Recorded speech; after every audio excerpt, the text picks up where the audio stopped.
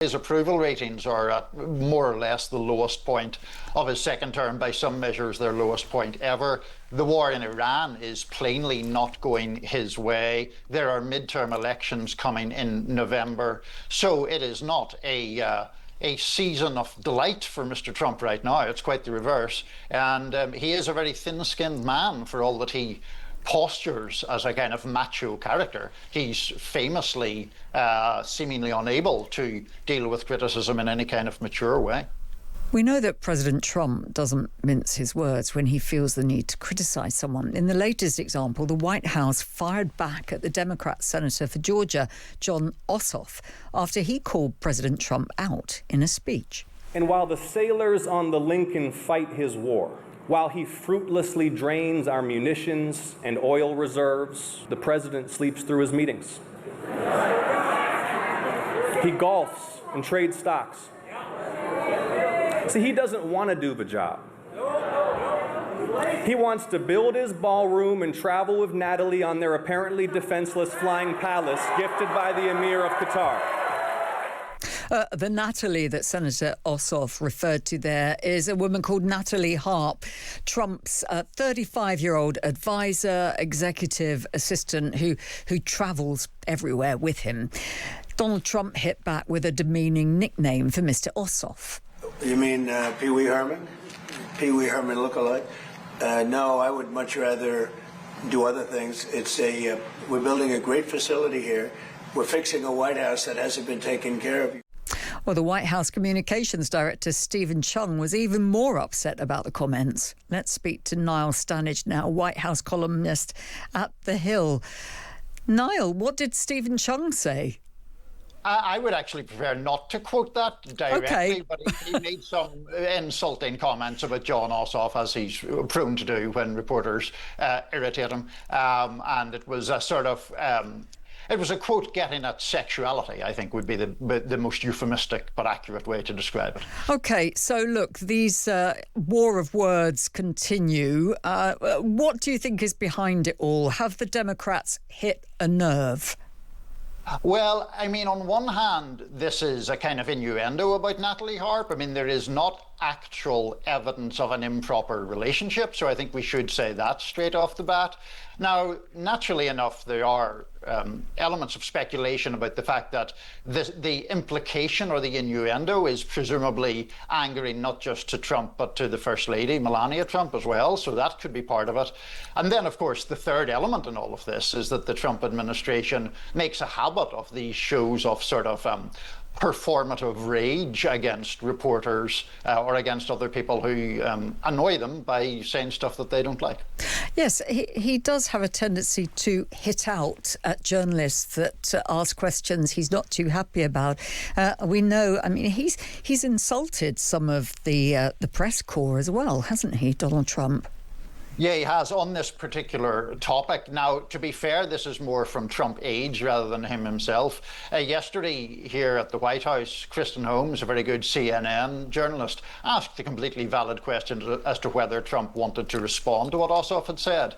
That was where Trump made the Pee Wee Herman comment, but then later the Rapid Response, which is a White House account, or Trump account, named Kristen Holmes and suggested that, and I'm quoting, "Your children will come across your disgusting and inhumane question. They will be sickened and embarrassed to have a parent be so callous and vindictive." I mean, that's just an absurd attack, which CNN, to its credit, struck back at in a manner of means, defending Kristen Holmes.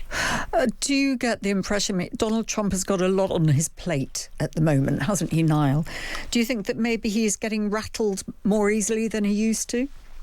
Well, he's certainly frustrated by a number of things. His approval ratings are at more or less the lowest point of his second term, by some measures their lowest point ever. The war in Iran is plainly not going his way. There are midterm elections coming in November. So it is not a season of delight for Mr. Trump right now. It's quite the reverse. And he is a very thin-skinned man, for all that he postures as a kind of macho character. He's famously seemingly unable to deal with criticism in any kind of mature way.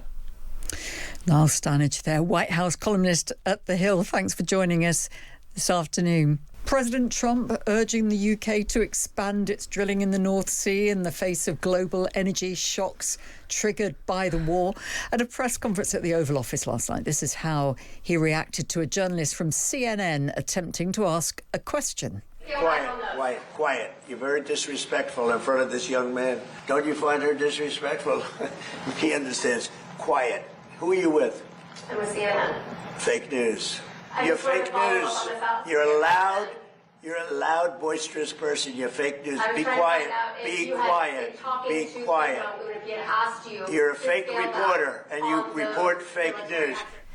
Oh, yes. Well, that was President Trump. I mean, he's been like that with reporters before, as we know, and he does like to dispense his advice as well to Andy Burnham, who is grappling with this idea. I mean, there's two issues there.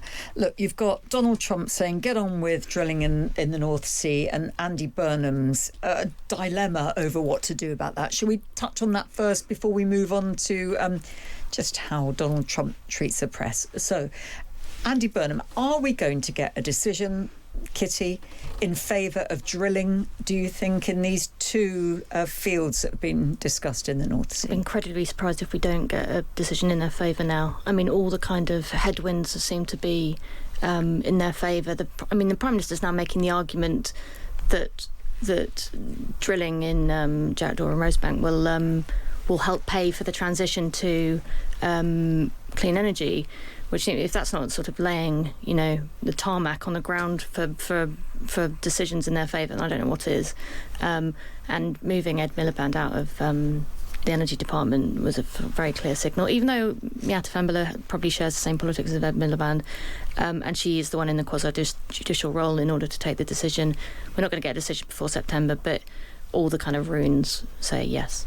What do you reckon, Jo? Yeah, I'd agree. I think it feels like things are moving, and I think he's getting into a very difficult position where saying no will just cause even more problems. I'm not sure this is going to be a sort of a blanket decision to do more and more of this, but I think on those particular two, yes.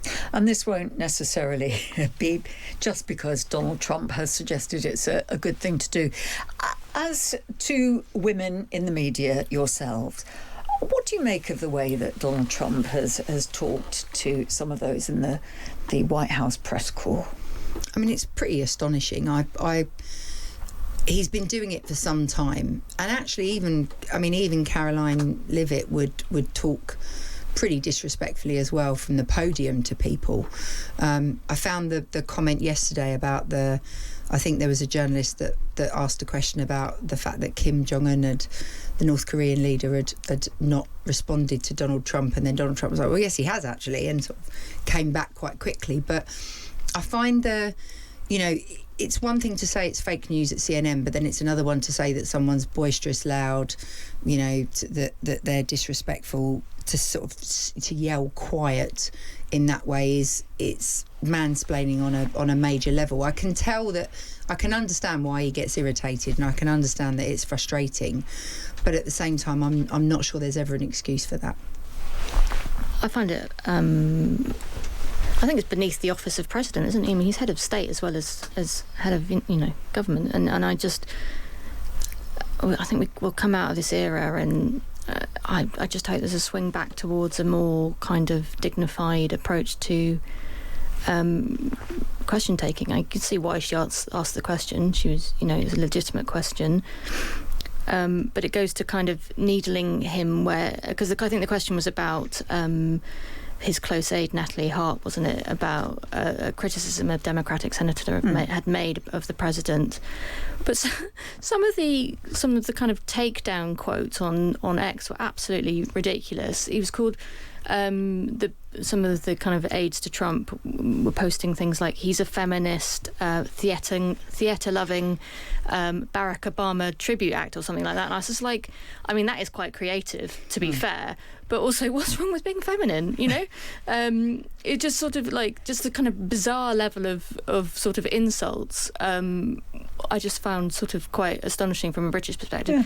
I mean, the thing that the British politicians do is they try and control who gets to ask the question. They don't shout people down, but they will not call you if they think you're going to be at all hostile, and that's happening increasingly at all sorts of from all political parties, which I find very irritating.